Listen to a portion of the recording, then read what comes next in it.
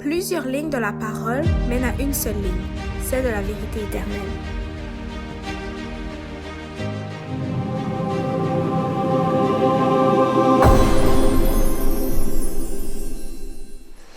Donc, déjà, bon sabbat à tous et à chacun. À ceux et celles aussi qui sont parmi nous pour la première fois, ceux et celles aussi qui ont l'habitude d'être présents avec nous, je vous souhaite déjà la bienvenue. Et vous êtes la bienvenue aussi d'inviter tous ceux et celles qui ont le désir de vouloir participer avec nous à l'Église. Aujourd'hui, le titre porte « L'hérésie, un faux évangile ». C'est un sujet que j'ai voulu parler, j'ai trouvé que c'était important de pouvoir en parler.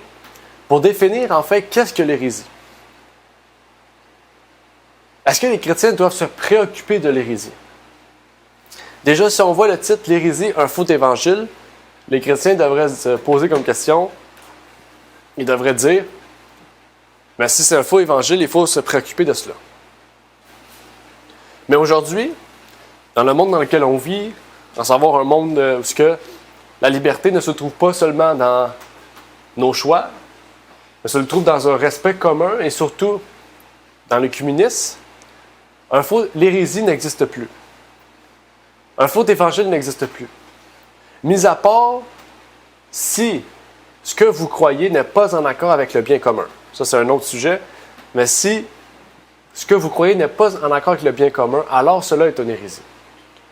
Le bien commun, c'est des doctrines auxquelles toute la planète croit, que vous soyez chrétien, bouddhiste, hindouiste, etc. Mais aussi, nous sommes chrétiens, il n'y a qu'une seule vérité, mais plusieurs faux évangiles. Mais l'hérésie est définie par un faux évangile et j'aimerais qu'on puisse voir aujourd'hui est-ce que la Bible en parle de l'hérésie? Le mot hérésie, est-ce que il se trouve dans la Bible? Si on croit qu'il y a un seul chemin qui mène vers le ciel, d'après Jean 14, verset 6, si nous croyons qu'il est condamnable d'enseigner un faux évangile d'après Galates 1, verset 8 et 9, si nous croyons que la Bible est la norme pour notre vie, d'après 2 Timothée 3, versets 15 et 16, alors l'hérésie devrait être une préoccupation, un problème pour nous. Fondamentalement, les hérésies sont les enseignements d'une faction religieuse, d'une famille, d'une dénomination religieuse qui nie un aspect de la doctrine biblique établie. Okay? Donc, par exemple, le sabbat, c'est une doctrine biblique établie. Le baptême est une doctrine biblique établie. Donc, le baptême par aspersion est une hérésie. On pourrait définir ça comme cela. Et ce qui est le plus intéressant, c'est de se préoccuper aussi de la façon dont les auteurs de la Bible se sont positionnés sur ce sujet. Les auteurs du Nouveau Testament n'ont accordé aucune tolérance aux hérésies dans l'Église. Il faut être clair sur cela. Ils nous donnent un exemple que nous devrions non seulement suivre, mais qu'ils nous ont commandé de suivre. 2 Timothée 2, versets 15 et 16, un livre qui est deux épîtres, 1 Timothée et 2 Timothée, qui sont très importants pour ceux et celles qui ont le désir de peut-être devenir enseignants, ont le désir ou le don d'aller donner des études bibliques, etc. C'est des livres, on pourrait dire, quasiment de formation pour ceux qui sont jeunes et qui débutent un ministère.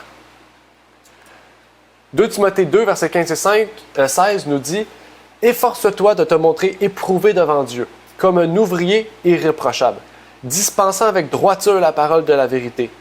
Mais évite les discours profanes et vains, car ceux qui les tiennent tombent toujours plus dans l'impiété. » Avant d'aller plus loin dans le sujet du jour, j'aimerais commencer par une prière pour qu'on puisse justement inviter le Saint-Esprit à venir en nous et à nous convaincre de sa parole, à nous montrer la parole de vie, à nous montrer qu'est-ce que l'hérésie, à nous ouvrir les yeux sur cela et vraiment qu'on puisse prendre une position inflexible face à ce que Timothée vient de nous dire et à ce que la Bible va nous dire aujourd'hui. Donc, prions. Notre Père est aux cieux, j'aimerais te prier, Seigneur, pour te remercier de nous permettre de parler de ce sujet. Un sujet qui est important, surtout aujourd'hui, dans un monde auquel l'œcuménisme fait rage, auquel, Seigneur, tous et chacun peut croire ce qu'il veut sans sans rendre de compte à Dieu, sans se préoccuper de la parole. Tout le monde peut croire ce qu'il désire dans le monde chrétien et on ne se préoccupe plus de rien, Seigneur. Et ta parole est vraiment inflexible sur cela et c'est ce que nous allons voir aujourd'hui, Seigneur. Que tu puisses nous révéler ces choses, nous convaincre aussi que ces choses sont la vérité, Seigneur. Et que tu puisses faire en sorte que seulement ta parole puisse parler, Seigneur. Et non pas moi et mes opinions, Seigneur. C'est ma prière au nom de ton Fils Jésus-Christ. Amen. La première chose à faire, c'est d'établir la Bible et de voir comment nous devons réagir face à l'hérésie. Les hérésies en tant qu'enseignement déviant. Le mot déjà hérésie vient du mot grec hérésis. Et dans le dictionnaire grec du sémantique domaine, il a été défini comme suit. Okay? Hérésie est définie comme une division ou un groupe basé sur des opinions doctrinales et ou des allégeances différentes et donc, par implication dans certains contextes, un parti ou un groupe injustifié. OK? Aéresis vient du mot aérelio, qui signifie choisir en grec. Le dictionnaire Thayer, okay, Joseph Thayer, du dictionnaire grec-anglais du lexique du Nouveau Testament, nous dit un groupe d'hommes qui se séparent des autres et suivent leurs propres principes, une secte ou un parti, comme les Sadducéens, les pharisiens, les chrétiens, dans les deux cas avec une suggestion de reproche. Donc on commence à nous établir les Sadducéens, les pharisiens, sectes, un parti, qui suivent leurs propres principes. On voit déjà où est-ce que ça va nous mener. Si le mot aéreo, qui signifie choisir, est un mot grec et que donc Joseph Thayer nous en parle, c'est que c'est un mot qui se retrouve dans la Bible. Mais pourquoi il n'est pas traduit par hérésie? Okay? Peut-être que c'est un autre mot qui signifie la même chose. En fait, dans la Bible, le mot aéresis est utilisé 9 fois dans le Nouveau Testament. Il est traduit par hérésie ou hérésie au pluriel 4 fois et secte 5 fois. Par exemple, dans Acte 24, Paul a l'occasion, si vous vous rappelez, de défendre sa foi devant les dirigeants romains. Si vous vous rappelez, devant Félix. Il avait parlé devant Félix, il avait parlé de sa foi, de qu'est-ce qu'il croyait. Il avait exprimé justement ses propos. Et il nous dit dans Acte 24, verset 14, « Toutefois, je te confesse ici que, suivant la voie qu'ils appellent secte, je sers le Dieu de mes pères, croyant tout ce qui est écrit dans la loi et dans les prophètes. » Le mot secte ici, c'est le mot aéresis. Et ici, Paul a été accusé de faire partie d'une secte. Paul a été accusé d'hérésie. Il a été accusé d'enseigner des erreurs dangereuses. Mais là, c'est là qu'il faut se poser la question. Est-ce que, parce que ces gens-là l'ont dit, c'est vrai? Comme Jésus a été accusé d'être possédé d'un démon, est-ce que c'est vrai? Non, ce n'était pas vrai. Ici, on va voir dans les circonstances si Paul était bien sûr un hérétique. Connaissant ce que Paul prêchait, connaissant les principes, connaissant la foi de Paul, nous savons, en tant que chrétiens, qu'il enseignait la vérité. Mais les enseignants orthodoxes de l'époque ne le voyaient pas comme cela. Ils le voyaient comme secte, parce qu'il n'enseignait pas des choses que les pharisiens, les sadducéens, les Romains croyaient. En fait, les Juifs, au lieu d'utiliser la parole de Dieu comme norme, qui était l'Ancien Testament à l'époque, ils ont jugé Paul selon leur tradition. Le fait qu'une personne accuse une autre d'enseigner des hérésies ne prouve pas qu'il en soit ainsi, en fait. Seule la parole de Dieu décide de ce qui est hérésie et de ce qui est vraiment orthodoxe. Et là, j'utilise le mot orthodoxe. Orthodoxe, ce n'est pas seulement la branche du catholicisme qui s'appelle les orthodoxes. Okay? Orthodoxe, c'est un nom propre aussi qui définit une chose bien précise. Et orthodoxe vient de deux mots grecs qui signifient vérité pure. Okay? Donc, on prend le contraire. Okay? C'est des mots grecs. Okay? Le mot hérésios, en français, c'est hérésie ou secte. Okay? Donc, une hérésie, c'est quelqu'un qui se base davantage sur des opinions et des traditions que sur la vérité pure. Donc, que davantage sur ça que sur l'orthodoxie. L'orthodoxie, on pourrait dire. Okay? Donc, l'orthodoxe, c'est quelqu'un qui a la vérité pure. Okay? Au fur et à mesure qu'on avance, on va voir ce que la Bible nous dit à ce propos. Parce qu'il faut savoir que les hérésies, ce n'est pas des problèmes mineurs. On en voit aujourd'hui les communistes qui prônent davantage la tradition que la Bible. Et on voit que, au fur et à mesure qu'on avance, le petit reste va être considéré comme hérétique. Tout comme Paul était considéré comme hérétique à cause des traditions des hommes. Les hérésies sont vraiment des problèmes majeurs. C'est vraiment des désagréments dans l'Église et c'est ce qui peut causer une division.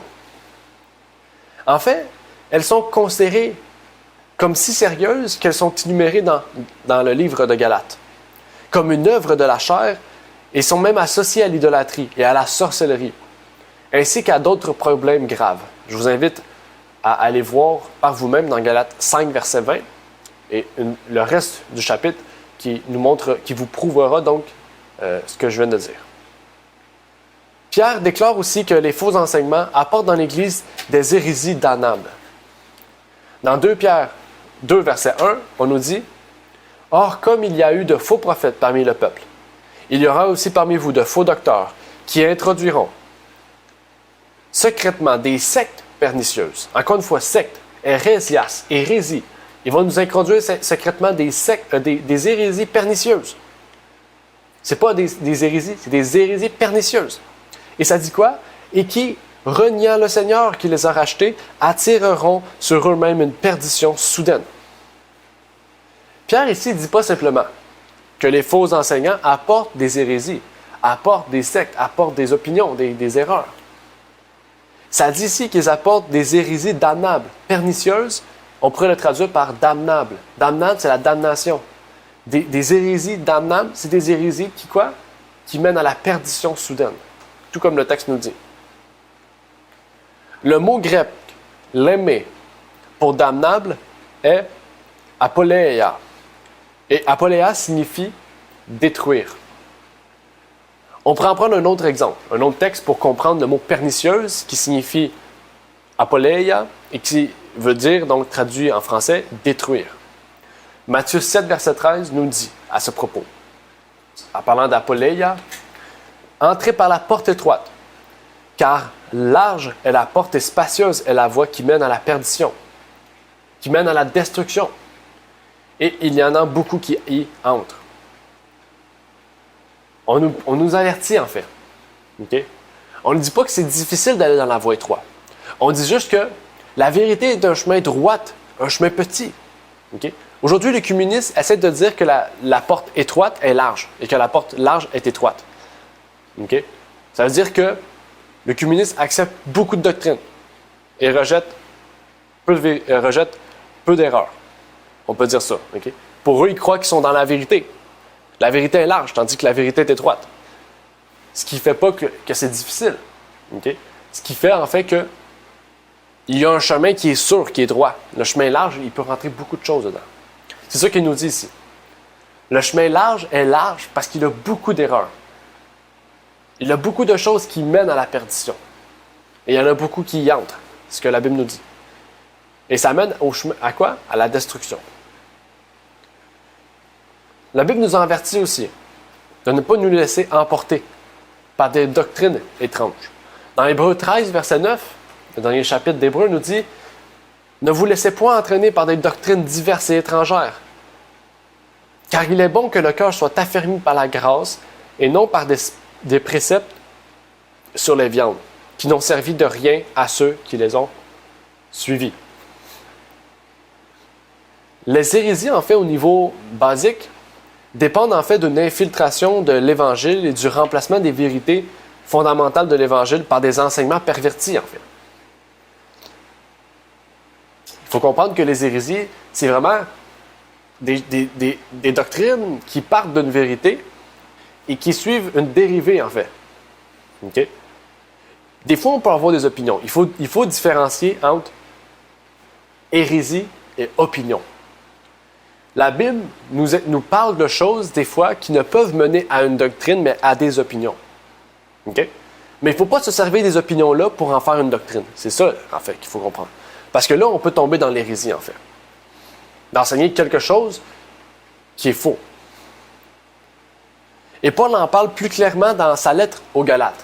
Galates 1, 6 et 7. « Je m'étonne que vous abandonniez si promptement celui qui vous avait appelé à la grâce de Christ pour passer à un autre. » Le mot « hétéron ». OK? Un autre. Ici, hétéron, c'est un autre type. Quel autre type? Un autre type d'évangile. Bien, le verset 7 nous dit « Non qu'il y en ait un autre ». C'est un autre mot. Regardez, c'est pour ça que je vous dis qu'en français, quand on n'a pas la langue originale de la Bible, le grec et l'hébreu, qu'on peut le comprendre, et qu'on se retrouve en anglais, en français, en espagnol, il faut vraiment chercher les mots originaux parce qu'en grec, tout comme en français, okay, en français, on a divers mots, des synonymes de mots qui veulent dire la même chose, mais qui sont exprimés différemment. Ou des fois, des mots qui se ressemblent, mais qui ne veulent pas dire la même chose. En grec, c'est la même chose. Okay? On en a la preuve. On retrouve 2 fois le mot « autre », mais qui ne signifie pas la même chose. Le mot « hétéron ». Hétéron veut dire un autre type d'évangile. Mais le deuxième « autre » est quoi? Un autre du même genre. Le mot « allos ». Et ça dit, non qu'il y en ait un autre, un allos, un autre du même genre, mais il y a des gens qui vous troublent et qui veulent pervertir l'évangile du Christ. En fait, ici, Paul considérait la question suffisamment grave pour rappeler la condamnation du ciel sur quiconque, même un ange du ciel, prêcherait un autre évangile. Quelques versets plus loin, il nous le dit, au verset 8 et 9, « Mais quand nous-mêmes, ou un ange du ciel vous annoncerait un évangile différent de celui qui nous vous avons annoncé, qu'il soit anathème. » Okay? Anathème, ça veut dire quoi? Qu'il soit malheur, qu'il soit excommunié dans le jargon, on pourrait dire, plus d'actualité. Et ça nous dit, comme nous l'avons déjà dit, je le dis encore maintenant, si quelqu'un vous annonce un évangile différent de celui que vous avez reçu, qu'il soit anathème. Il faut être impartial dans la vérité. Okay? Il faut être impartial aussi vis-à-vis de l'erreur. Okay? Il ne faut pas condamner la personne, il faut condamner son message. Okay? Tout comme on ne condamne pas le pécheur, on condamne le péché qui règne dans le pécheur. C'est la même chose. Quand on fait face à une hérésie, il faut démontrer à cette personne que cette hérésie est fausse. S'il ne l'accepte pas, la Bible nous dit qu'il soit anathème. Il faut savoir que dès la fondation du christianisme, les hérésies étaient un problème. Paul nous le relate très bien dans Galates. Il savait que si ce n'était pas arrêté dès le départ, qu'elle allait continuer à être un outil de Satan. Et même encore aujourd'hui, okay, Satan utilise cet outil d'amener un faux évangile dans l'Église. Même que Paul a averti Timothée à ce sujet. Et il nous a averti par l'entremise de Timothée dans les derniers jours, en nous disant dans 2 Timothée 4, versets 3 et 4, « Car il viendra un temps où les hommes ne souffriront point la saine doctrine, mais où, désireux d'entendre des choses agréables, ils s'amasseront des docteurs selon leur convoitise. » Exactement. « Et fermeront l'oreille à la vérité, et se tourneront vers des fables. » Au lieu des doctrines pures de la Bible, les masses, les groupements de personnes, les grands troupeaux ne supporteront pas des doctrines, des enseignements sûrs. Okay? Le mot « saine » ici, c'est sûr. Point la sûre doctrine. La doctrine qui est droite, la doctrine auquel on est sûr qu'elle est vraie. À la place, elle ira vers des fables, vers des mythes, qui sont des hérésies. Et en se tournant vers ces fables et vers ces hérésies, en fait, ça l'a mené aujourd'hui le christianisme à l'état qu'elle est aujourd'hui. S'il y a tant de branches aujourd'hui, c'est qu'il y a un chemin large. S'il y a tant de branches aujourd'hui dans le christianisme, ce n'est pas causé par Dieu, c'est causé par l'homme. L'homme s'est divisé par l'homme. L'orgueil de l'homme s'est divisé par lui-même. On le voit ici. Les hommes désireux de faire quoi?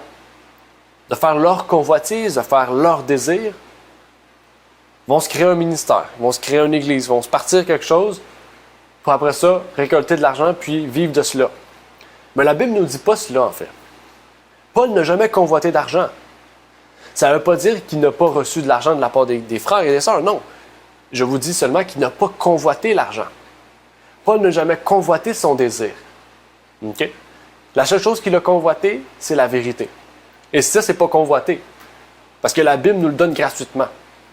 La parole est gratuite. Okay? La parole n'a pas de prix. Okay? Mais par exemple, l'erreur a un prix. Et le prix, c'est la perdition éternelle.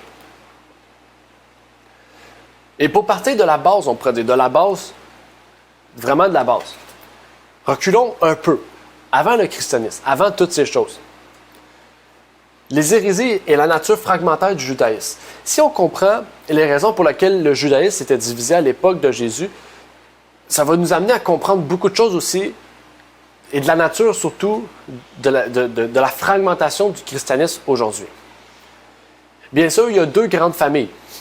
En fait, de la base à la base, si on ferait une étude sur le sujet, il y a une grande famille, le christianisme, qui, quand les catholiques sont arrivés, okay, on l'appelle les saints-pères, sont arrivés, ils ont créé un autre évangile, et donc on crée deux branches, les ariens et les nicéens. Les nicéens, c'est le christianisme populaire d'aujourd'hui, on pourrait dire, et les ariens, ils les ont exterminés malgré qu'ils... Vous comprenez, l'histoire nous l'apporte à comprendre que ce n'est pas le cas.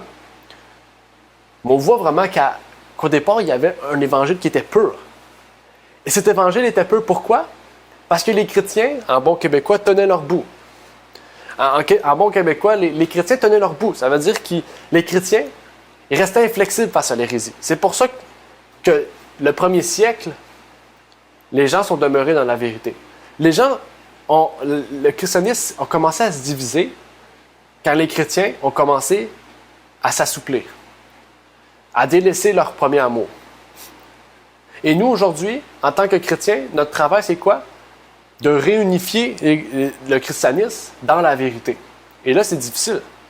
Parce qu'il y a déjà des schémas partout. Il y a déjà une contrefaçon que Satan a créée qui s'appelle l'œcuménisme, qui est l'unité dans l'erreur, une unité mondiale, une seule religion mondiale, sous le couvert de la Trinité, sous le couvert de la papauté. Encore une fois, ce n'est pas le sujet du jour, mais je peux vous montrer à quel point l'hérésie aujourd'hui est grande. Ce n'est pas une petite chose. Et si on le prend à la légère ou qu'on dit que non, on n'a pas de besoin, on est déjà dans la pensée de l'œcuménisme. Comme on l'a vu déjà auparavant, aérésia est traduit par secte, 5 fois. Il en est ainsi parce que la forme de base du mot peut signifier choisir ou faire un choix. Et à l'époque de Paul, les groupes religieux étaient appelés sectes.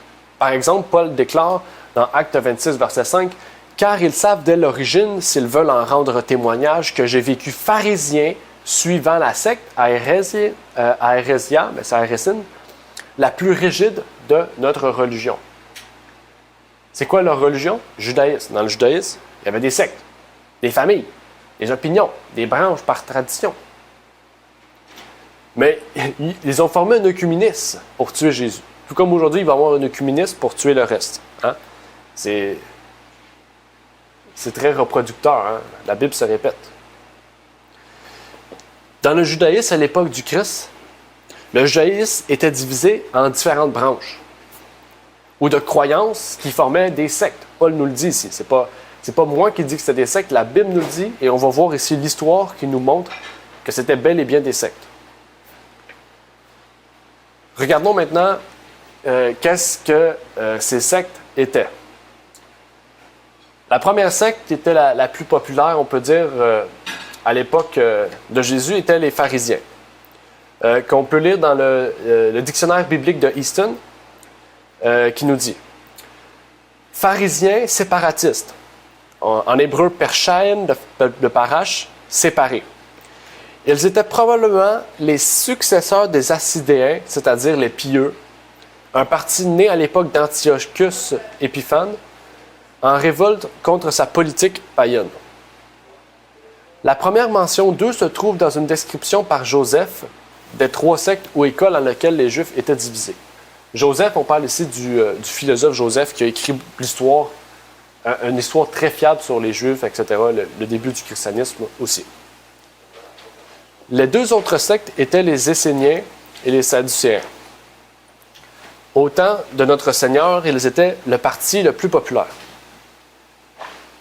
Ils étaient extrêmement précis et minutieux dans tout ce qui concerne la loi de Moïse. Paul, lorsqu'il fut amené devant le conseil de Jérusalem, se déclara pharisien. Avançons. Il y avait beaucoup de choses saines dans leur credo, mais leur système de religion était une forme et rien de plus. Leur moralité était très laxiste, et là, c'est ça qui est intéressant. C'est que le Easton nous donne des versets qui nous montrent vraiment ce qu'il dit. La première fois qu'ils sont mentionnés dans le Nouveau Testament, ils sont classés par Jean avec les Sadducéens. Jean avec les Sadducéens comme une race de vipères. Ils se distinguaient par leur attitude moralisatrice et leur orgueil. Ils ont été fréquemment réprimandés par notre Seigneur.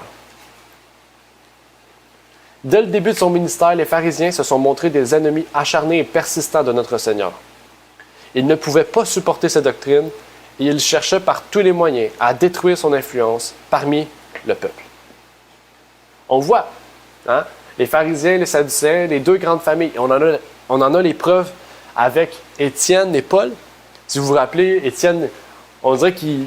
Je ne sais pas s'il cherchait le trouble, mais quand on avait étudié Actes, on a vu qu'il voulait voir que... Il voulait démontrer en fait que le conseil des anciens, qui était moitié pharisien et sadducéen, n'était même pas uni.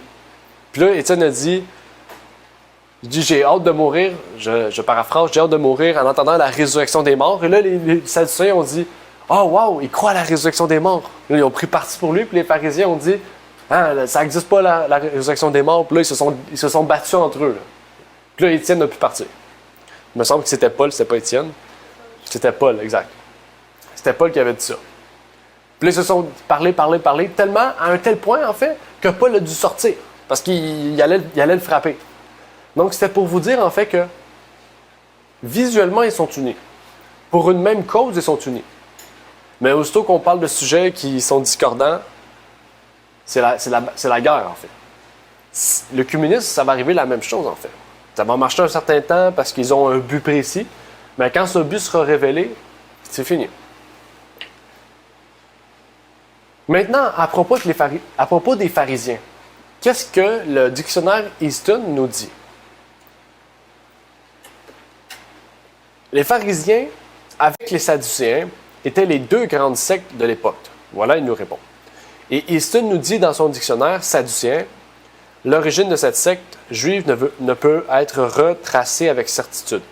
Elle est probablement le résultat de l'influence des coutumes et de la philosophie grecque pendant la période de domination grecque. La première fois qu'on les rencontre, c'est à l'occasion du ministère de Jean-Baptiste. Ils s'approchèrent de lui sur les rives du Jourdain et il leur dit, « Race de vipères, qui vous a averti de fuir la colère à venir? » La fois suivante, où il est question d'eux, ils sont représentés comme venant vers notre Seigneur pour le tenter. Il les appelle hypocrites et génération méchante et adultère. La seule référence à eux dans les évangiles de Marc et de Luc est leur tentative de ridiculariser la doctrine de la résurrection qu'ils ont niée, comme ils ont également nié l'existence des anges. Ils ne sont jamais mentionnés dans l'évangile de Jean. Il y avait beaucoup de Sadducéens parmi les anciens du Sanhédrin. Ils semblaient, en effet, avoir été aussi nombreux que les pharisiens, que les Sadducéens. Que les pharisiens, exactement.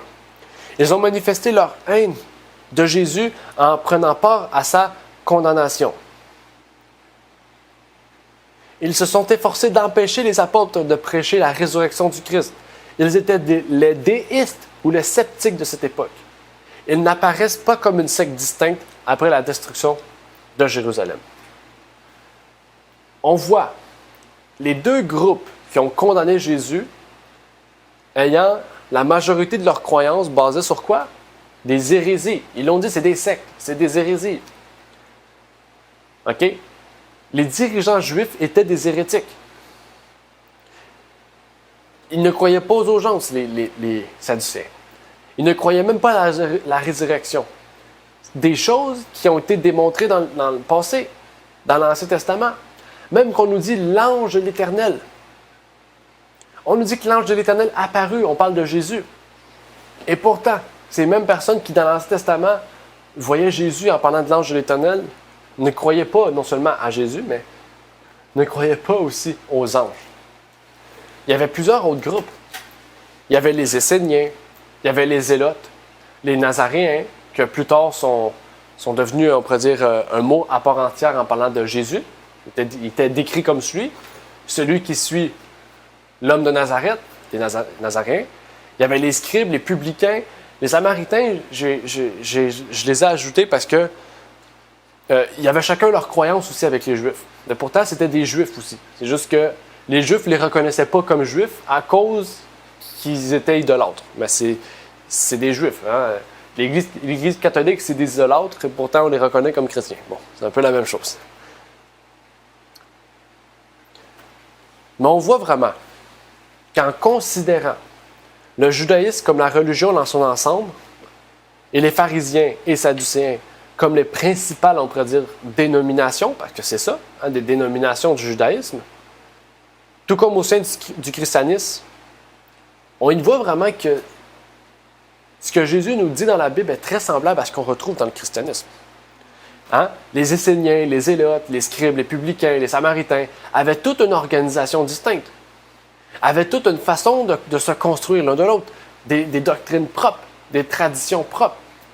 Mais ils étaient tous quoi? Des hérétiques. Tout comme aujourd'hui, il y a les baptistes, les pentecôtistes, les méthodistes, les adventistes, les luthériens, les calvinistes, les catholiques, le mormonisme, on a la scientologie, etc., etc. On les appelle tous chrétiens parce qu'ils reconnaissent tous Jésus-Christ. Mais est-ce qu'ils sont tous dans la vérité? Est-ce qu'ils sont déclarés hérétiques? À être déclarés hérétiques, certains vont le prendre tellement grave pour eux que, en fait, c'est comme si on appelait un Québécois, t'es pas Québécois. Hein? Quelqu'un qui est né dans son pays puis qui ne se fait pas appeler la personne de son pays, ça nous ferait mal. Hein? Parce que des fois, on est fiers de notre pays, on est fiers en fait de notre quoi? Culture, exactement. C'est un peu la même chose, mais si c'est vrai, il faut savoir, une secte, c'est quelqu'un qui a des traditions, on l'a vu, quelqu'un qui a quoi? Un faux évangile. Je vous invite à réfléchir. Parce que les Juifs avaient dit à propos de Paul ce qui suit.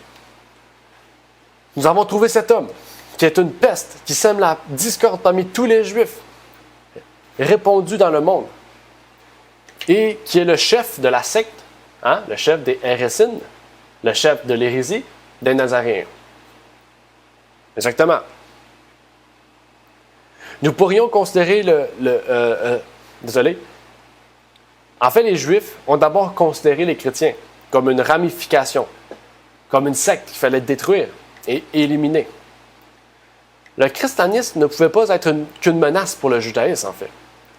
Et son existence même, tout comme Jésus lui-même, était une menace. La façon dont les Juifs se sont pris au christianisme, il ne faut pas se prendre de la même manière. Il ne faut pas vouloir détruire à tout prix les personnes. Hein? Il faut comprendre comment Dieu travaille. Dieu ne travaille pas par la violence et par la destruction du mal. Hein? C'est Dieu qui lui-même a mis à un moment choisi le jugement. Mais en tant que chrétien, okay, en tant que personne qui veut suivre la Bible, on doit se tenir aux principes bibliques fondamentaux et ne pas tourner notre tête de gauche à droite, ne pas chevaucher de gauche à droite, mais de rester sur le chemin étroit. Et Si Paul en parle, c'est parce qu'il sait. Il sait qu'au sein de l'Église, il y aura des hérésies. Quand je parle au sein de l'Église, c'est au sein de l'Église du Christ. Si on porte attention à quelques hérésies qui ont eu lieu au moment du début du christianisme, on pourrait parler de la plus notable des hérésies, c'est à savoir l'imposition des règles juives dans le christianisme. Par exemple, la circoncision. Les Juifs qui avaient accepté le christianisme ont voulu imposer la circoncision à tous ceux et celles qui étaient païens, parce que les Juifs étaient déjà circoncis. Acte 15.1 nous dit « Or, quelques personnes venues de Judée enseignaient les frères en disant « Si vous n'êtes circoncis selon l'usage de Moïse, vous ne pouvez pas être sauvés. » Est-ce que ça, c'est le nouvel évangile? Est-ce que ça, fait partie des doctrines qui sont du chemin large? Oui. Aujourd'hui, bien sûr, il n'y a plus personne qui prêche ça, à moins peut-être les Juifs messianiques, mais je n'ai pas assez étudié le sujet pour savoir. Mais à l'époque de Paul, ces personnes-là prêchaient cela. Qu'est-ce que Paul a fait? Paul n'a pas dit, bon, on va les laisser prêcher, on va prier pour ces gens-là, peut-être ça va arrêter. Non. Paul a dit quoi? Paul est allé les voir et leur a dit, qu'est-ce que vous dites, c'est pas vrai. Il a parlé, selon la Bible, telle chose montre que c'est pas vrai. Ces personnes-là, qu'est-ce qu'ils ont fait? Ils ont continué. Et Paul a dit, OK, si je ne peux pas le faire, je vais l'emmener devant le comité. Okay? Le comité, c'était qui? Le comité où ce que tous les anciens, les pasteurs, etc., du monde entier. À l'époque, c'était de la Judée, de la Grèce, de la Macédoine. Il y avait peut-être 100 personnes. Ils se sont assis, ils ont discuté de cela. Et seulement, ils sont arrivés à quelque chose. Ils ont écrit une lettre. Ils ont démontré qu'on ne doit pas prêcher cela. Si ces personnes-là, on n'en parle pas dans la Bible, peut-être qu'ils ont continué à prêcher. Ils ont été déclarés anathèmes. Et ça a été reconnu dans tout. Vous comprenez ce que je veux dire? Il ne faut pas laisser le mal aller. OK? Il ne faut pas laisser le mal aller. Il ne faut pas dire je vais prier. Non. Il faut faire face au mal, lui montrer que qu'est-ce qu'il dit c'est mal. Et si cette personne-là refuse, s'assire avec tous ceux et celles. OK? Les dirigeants du monde entier. Et vraiment mettre la doctrine face à la Bible. Et arriver à un point de conclusion. En fait, on a une image concrète de comment il faut procéder face à une hérésie. Il faut savoir que ces judaïsants issus des pharisiens faisaient de la circoncision un test de fraternité. Mais le Conseil de Jérusalem a précisé que c'était faux et inutile. Dans une lettre apostolique, il a été déclaré, acte 15, 24, « Comme nous avons appris que quelques personnes venues de chez nous vous ont troublé par leur discours et ébranlé vos âmes en disant qu'il faut être circoncis et garder la loi, ce que nous leur avons point ordonné. »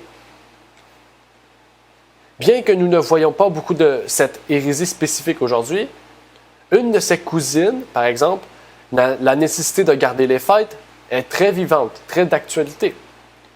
Et doit être clairement appelée une hérésie. Parce que la servante du Seigneur nous dit que c'est une insulte à Dieu. Garder les fêtes, c'est une insulte à Dieu. C'est la servante du Seigneur qui dit ça. Et en fait, même qu'elle dit, pour aller plus loin, c'est un déni de l'œuvre de Jésus sur la croix. Parce que les fêtes cérémonielles préconisaient Jésus-Christ. C'était une révélation des choses plus grandes.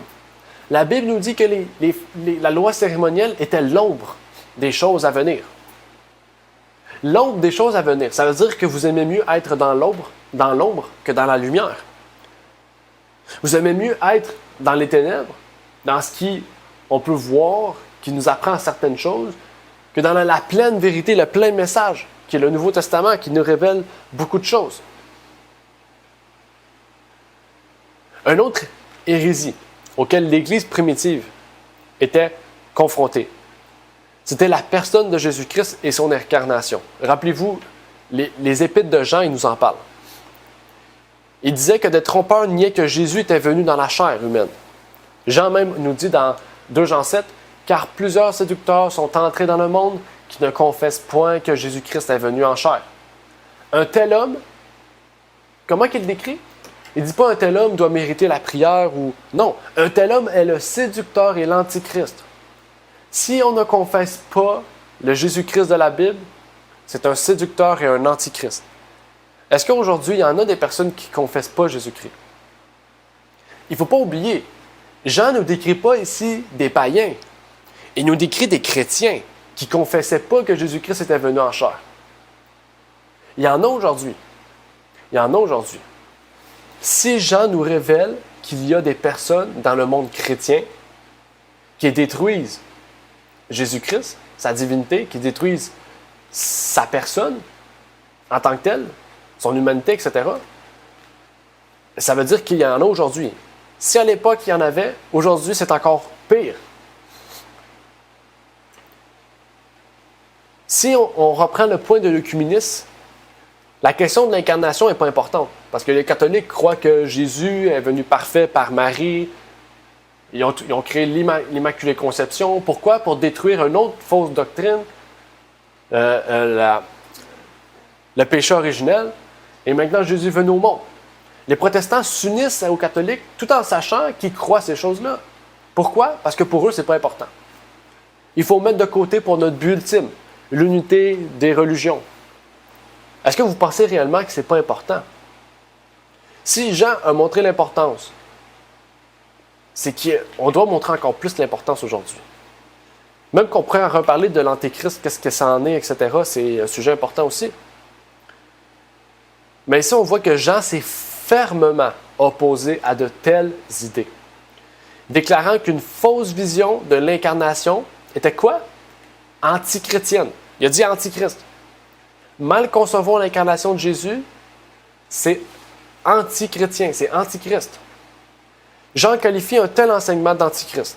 Et Jean a également dit un peu plus tôt, dans 1 Jean 4, 1 à 3, « Bien-aimés, ne croyez pas à tout esprit, mais éprouvez les esprits, pour voir s'ils sont de Dieu, car plusieurs faux prophètes sont venus dans le monde.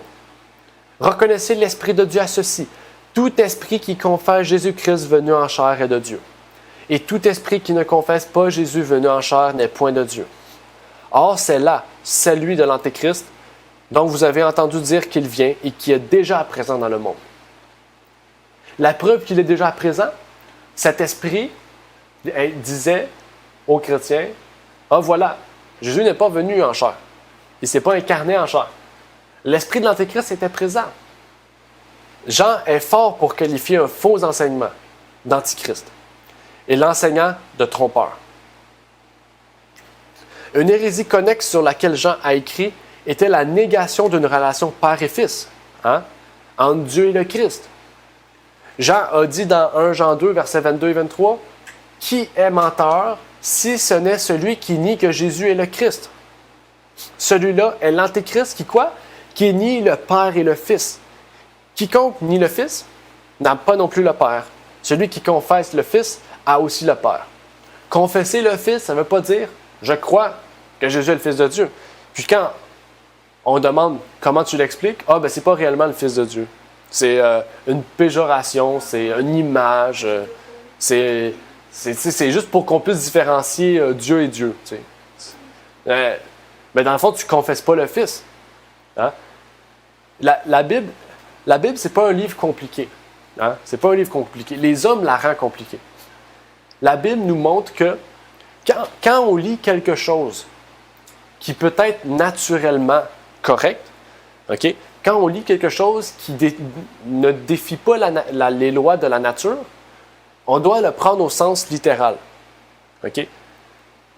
À ce que je sache, moi, je suis le fils de quelqu'un. Donc, si la Bible nous dit que Jésus est le Fils de Dieu, ça ne défie pas la loi de la nature. Donc, on devrait le prendre dans le sens strict. OK? Tout comme il est écrit que Dieu est le Père de Jésus. Mais la Bible ne nous dit pas comment le Père a engendré le Fils. Il ne nous dit pas comment. Il nous dit seulement qu'il l'a engendré. Donc, est-ce qu'il faut dire « Ah, parce que je ne comprends pas comment il l'a engendré, je ne peux pas croire à ça. Il faut que je dise que Jésus, c'est Dieu, puis qu'il a toute éternité, puis que c'est une relation... » Non. La Bible ne nous donne pas la réponse à tout, parce que l'homme n'est pas assez, on va le dire comme ça, n'est pas assez intelligent pour le comprendre, ou n'a pas besoin de le comprendre pour accepter la vérité. Des fois, l'homme, c'est ça le problème. La science aujourd'hui essaie de comprendre tout parfaitement. Mais la Bible nous montre que la science, des fois, pousse ses limites un peu trop loin. Et ça vient défier, en fait, Dieu. Il faut vraiment arrêter à ces limites-là. Et dans ce verset-là, les mots qui sont employés sont très importants. La langue est très bien ici traduite pour nous montrer l'importance qu'il y a. En fait, on dirait que le verset 22 et 23 veut dire la même chose. Mais pas tout à fait. Jean met l'accent sur la relation entre Dieu et Jésus, entre le Père et le Fils. Ici, il veut nous mettre en relation que Dieu et le Fils sont comme un Père et un Fils. C'est de cette relation spécifique qu'il nous parle ici. En fait, il nous montre ici que ceux qui nient la relation Père-Fils, en fait, sont des antéchrists. C'est ça qu'il nous dit ici. Il dit, qui est menteur si ce n'est celui qui nie que Jésus est le Christ? Ça, on peut le reconnaître. Mais après ça, ça dit quoi? Celui-là est antéchrist qui nie le Père et le Fils. Donc vraiment, la personne qui dit que Jésus est le Christ doit reconnaître qu'il y a une liaison, une relation très étroite, qui est quoi? Une relation comme Père et Fils. OK? Ce n'est pas une relation Dieu et Jésus, c'est une relation Père et Fils. OK? Il nous a précisé ça. Celui qui nie la relation Père-Fils que Dieu a avec le Christ, en fait, il est un antéchrist. En fait, c'est ça qu'il veut nous montrer, Jean, ici. Et ça, encore aujourd'hui, les christianistes nient ce fait-là. En fait, nier la relation ontologique entre le Père et le Fils, c'est être antéchrist et il n'y a pas de salut pour l'antéchrist. Dire que ce que nous croyons de Dieu n'est pas important est en soi une hérésie. Encore une fois, l'œcuménisme détruit ces choses, cette idée-là. Avançons avec une dernière hérésie. C'était à propos de la seconde venue de Jésus. Dans 2 Thessaloniciens 2, versets 1 et 2, on nous dit « Pour ce qui regarde l'avènement de notre Seigneur Jésus-Christ et notre réunion avec lui, nous vous prions, frères, de ne pas vous laisser ébranler facilement dans vos pensées et de ne pas vous laisser troubler par quelques inspirations, par quelques paroles ou quelques lettres qu'on dirait venir de nous, comme si le jour de Christ était proche. » Il y a du monde qui disait que Jésus revient bientôt. Paul savait qu'elle n'allait pas revenir tout de suite. Ça dit quoi? Ça dit, prenez pas les fausses lettres, les fausses choses qui disent qu'ils viennent de nous, mais qui ne sont pas de nous. Ou même les fausses paroles qui annoncent quelque chose qui n'est pas vrai. Mais, d'où viennent les hérésies? C'est quoi l'origine des hérésies? Parce que là, on a parlé de Jésus et tout, mais avant Jésus, y avait-tu des hérésies? Quelle est l'origine des hérésies? Parce que les hérésies n'ont pas commencé avec l'Église apostolique. N'ont pas commencé avec la papauté. Non. Il y a une seule personne qui est le maître des hérétiques, on pourrait dire. Il s'appelle Lucifer et cette hérésie suprême a commencé au ciel. Ésaïe 14, 12 à 14 nous dit « Comment es-tu tombé du ciel, astre brillant? » Astre brillant veut dire Lucifer, fils de l'aurore.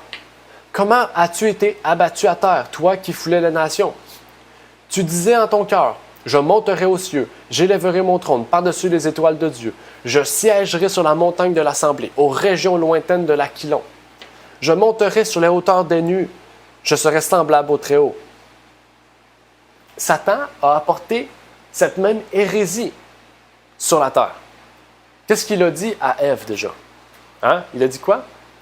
Vous ne mourrez point, car Dieu sait que le jour où vous en mangerez, vos yeux s'ouvriront et que vous serez comme des dieux. C'est lui qui voulait être comme un Dieu, au-dessus de Dieu. Et il a dit à Ève la même chose. Tu seras un Dieu toi-même. C'est pour ça que Dieu ne veut pas que tu manges ce fruit-là. Hein? C'est pour ça. Vous allez connaître le bien et le mal. Vous allez être comme des dieux. Donc, il faut le manger. Satan a raconté ici le plus grand mensonge. Un seul mot en a fait un mensonge. Dieu a dit qu'Adam et Ève mourraient s'ils mangeaient le fruit défendu. Et Satan a dit quoi? Non, vous ne mourrez pas. Satan continue encore aujourd'hui à travailler contre l'humanité avec une puissance démoniaque trompeuse qui est ensorcelante. Paul a déclaré sous l'inspiration divine dans 1 Timothée 4.1 « L'Esprit dit expressément que dans les derniers jours, quelques-uns se détourneront de la foi, s'attachant à des esprits séducteurs et à des doctrines de démons. » Le mot séducteur ici a pour origine grecque, racine grecque, planos. Et planos signifie errer ou s'égarer. Séducteur, ça veut dire errer ou s'égarer. Et dans ce verset, on l'a traduit par séducteur. Donc, séducteur, ça veut dire errer ou s'égarer. Hein? Quand on est séduit, on voit ça des fois aussi, hein? Surtout dans les vieilles émissions pour jeunes, quand on voit un personnage qui est séduit, il fait quoi? Il vient perdu. Il vient tout de suite perdu, puis il ne sait plus qu'est-ce qu'il fait, il s'en va dans un autre chemin. C'est ça que Satan fait, en fait. On va marcher, puis là, d'un coup, il veut nous amener dans une autre idée, dans une autre voie. Puis là, quand on remarque où est-ce qu'on est, ben, on remarque qu'on est à des kilomètres du chemin que Dieu nous avait montré. C'est ça, hein, Satan. C'est ça, une séduction. Il veut nous errer, nous égarer. Et Satan travaille dur pour inspirer l'imagination des hommes pour faire des enseignements erronés, pour faire des hérésies. Paul a déclaré que ces hérésies étaient aussi, d'après Colossiens 2.8, « Prenez garde que personne ne vous fasse de sa proie par la philosophie et par une vaine tromperie, s'appuyant sur les traditions des hommes, sur les rudiments du monde et non sur le Christ. » Encore une fois, philosophie signifie l'amour de la sagesse. Satan a recours à certaines tromperies et l'hérésie, et des hérésies qui sont très charnelles. Mais il utilise aussi l'amour de la sagesse et de l'apprentissage que certains ont pour les ensorceler et les égarer. Comme Paul l'a écrit dans Éphésiens aussi, Satan se sert de la ruse des hommes et d'une habileté rusée pour séduire. Mais Dieu veut que dans son Église, il y ait la pureté. Dieu veut que dans son Église, il y ait une doctrine pure, car nous sommes sanctifiés par la vérité. Et Jésus a dit, « Sanctifie-les par ta vérité, ta parole est la vérité. » Jean 17, verset 17. Il faut savoir que notre seule norme de vérité est la parole de Dieu. Le seul test par lequel on fait passer les fausses doctrines, ou même les doctrines qui sont vraies, c'est par la Bible. Il n'y a aucun autre soutien. Vous pouvez trouver des gens qui vous accusent d'enseigner des hérésies. Il y a des gens qui nous disent « Ah, vous ne croyez pas à la Trinité, vous êtes des hérétiques, vous êtes des ariens. Hein? » Ils aiment ça nous mettre des étiquettes. Hein? Par exemple, nous, on ne fait pas ça. On ne dit pas « Bon, vous êtes des trinitaires, vous êtes des babyloniens. » On pourrait peut-être leur dire, peut-être que ça les réveillerait. Mais si on suit la Bible, on doit être comme Paul, réagir comme Paul a fait. Paul a dit « Toutefois, je te confesse ceci, que, suivant la voie que eux appellent secte, je sers le Dieu de mes pères, croyant que tout ce qui est écrit dans la loi et dans les prophètes. » On doit faire la même chose. Je suis qui? Je suis le Dieu de mes pères. Je suis le Dieu de mes ancêtres. Je suis le Dieu d'Abraham, d'Isaac et de Jacob. Je suis ce qui est écrit dans la Bible, dans ce qui est écrit dans les prophètes, dans la loi. Nous croyons ce que Dieu a donné dans la Bible et aussi ce qu'il a donné par son prophète de la fin des temps, la servante du Seigneur. En 1881, elle a écrit dans Testimonies for the Church, « Il est aussi certain que nous avons la vérité que Dieu vit. Et Satan, avec tous ses arts et sa puissance infernale, ne peut changer la vérité de Dieu en mensonge. Alors que le grand adversaire fera tout son possible pour rendre inopérante la parole de Dieu, la vérité doit être diffusée comme une lampe qui brûle. » Nos principes fondamentaux auxquels nous adhérons sont purement bibliques. Je vous demande de faire le test. Nous vous prions de leur faire justement passer le test de la Bible. Hein? Parce que la seule façon de savoir si c'est vrai, c'est par la Bible. Aujourd'hui, ces enseignements sont encore destructeurs.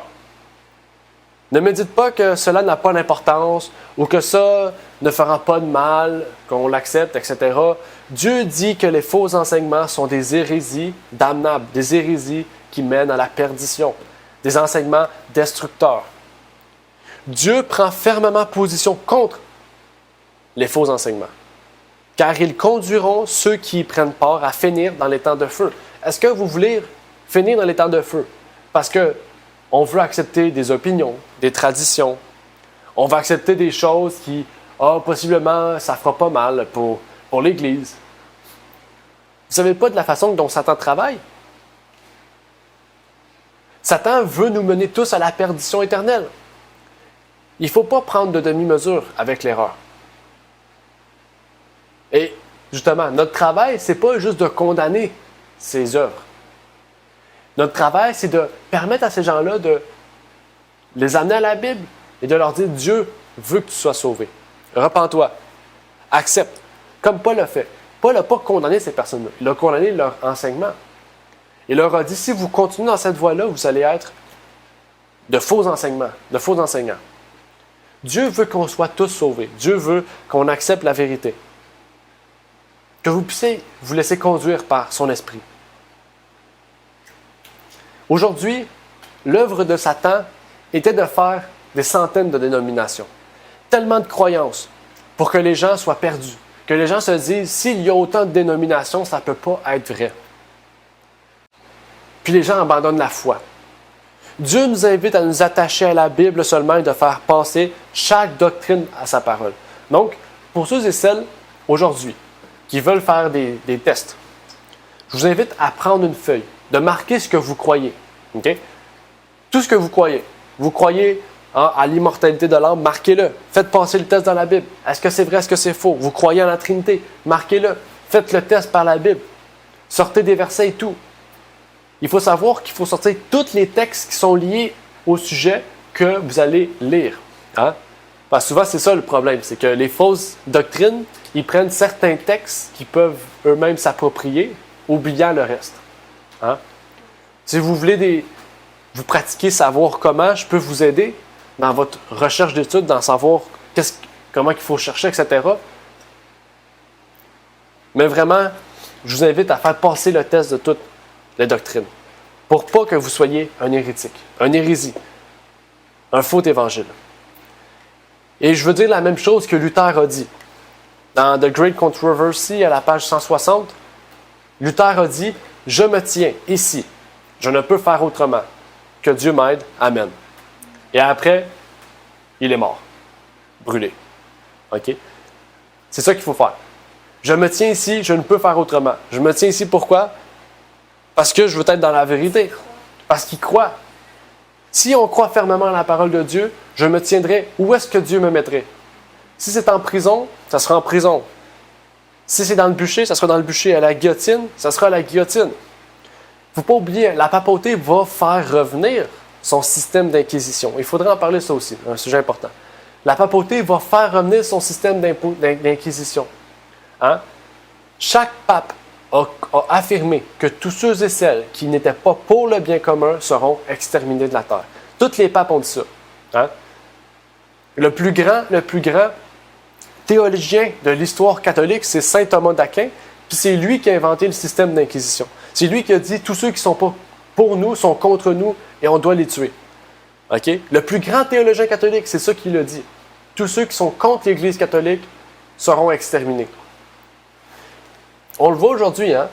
Le COVID, tout ça, tout ce qui se passe, on dit que c'est les gouvernements et tout, mais la papauté est derrière ces choses. Hein? Parce que le grand monarque, M. François II, si je ne me trompe pas, le pape, aurait aucun lien à rencontrer le dirigeant de Pfizer, aurait aucun lien à rencontrer le président de Mastercard et de Visa. Je ne pense pas que M. le pape veut se procurer une carte de crédit Visa. Hein? Il veut plus parler du prochain plan pour mettre en marche la marque de la bête. Et comme Luther, il faut se tenir droit. Il faut dire, je me tiens ici, je ne peux faire autrement. La seule personne qui peut m'aider, c'est Dieu. Et Amen. Donc, que Dieu vous bénisse. J'espère que vous pourrez passer ces choses par le test de la Bible. Hein? Passer ces choses par le test de la Bible. Il ne faut pas faire comme les Juifs ont fait au temps de Jésus. Prêcher un message, hein? Tout en sachant que peut-être, en fait, ce n'était pas vrai. Ou ne pas avoir fait le test de la Bible. Donc, j'aimerais terminer par une prière pour nous encourager vraiment à persévérer dans notre marche chrétienne, persévérer dans ces paroles de vérité. Donc, prions. Notre Père qui est aux cieux, j'aimerais te prier, Seigneur, et te remercier pour ce moment que tu nous as permis d'avoir, de pouvoir partager ta parole, de pouvoir nous ressourcer dans ta vérité. Que tu puisses, Seigneur, nous éclairer sur ta parole. On a pu voir, Seigneur, le mot hérésie, étudier ce mot, voir ce que la Bible nous dit. Voir que, Seigneur, aujourd'hui, le christianisme est divisé dû à ces hérésies, Seigneur. Chacun veut faire à sa propre convoitise, faire à sa propre tête. L'homme, Seigneur, recherche davantage à trouver la richesse, trouver l'honneur, trouver peut-être la tête, être la tête. Mais tu nous as dit que ton Église, Seigneur, a seulement le Christ à sa tête. Ton Église est basée sur le Christ. Si ton Église n'a pas, comme Hébreux 6 nous dit, les principaux fondements de Christ, alors la maison qui va être construite dessus va tomber. Que tu puisses nous établir, Seigneur, sur ta vérité. Que nous puissions nous tenir comme Luther était, Seigneur. De dire, je suis aujourd'hui présent, je ne chevaucherai pas, Seigneur. Je ne chevaucherai pas devant tous ces monarques, Seigneur, qui veulent détruire la vérité. Tu es le seul qui peut me venir en aide. Viens à mon aide. Aujourd'hui, nous faisons cet appel, Seigneur, que cette vérité que nous avons ne puisse pas nous détourner, Seigneur. Que ceux et celles qui nous appellent hérétiques, qui nous appellent sectes, qui nous appellent peu importe, Seigneur, qu'ils puissent, Seigneur, voir que se tenir droit pour ta vérité est le résultat d'une vie sanctifiée, Seigneur. Est le résultat d'un examen de conscience auquel nous avons vu que ces points étaient ta parole, étaient la vérité. Que tu puisses nous exhorter, nous toucher, Seigneur, et nous permettre de vraiment passer nos croyances par ta parole. C'est ma prière, au nom de ton Fils Jésus-Christ. Amen. Merci d'avoir écouté cette vidéo. Pour plus de contenu, abonnez-vous sur notre site Internet. Il est également possible pour vous de nous suivre sur notre page Facebook et de nous contacter par email.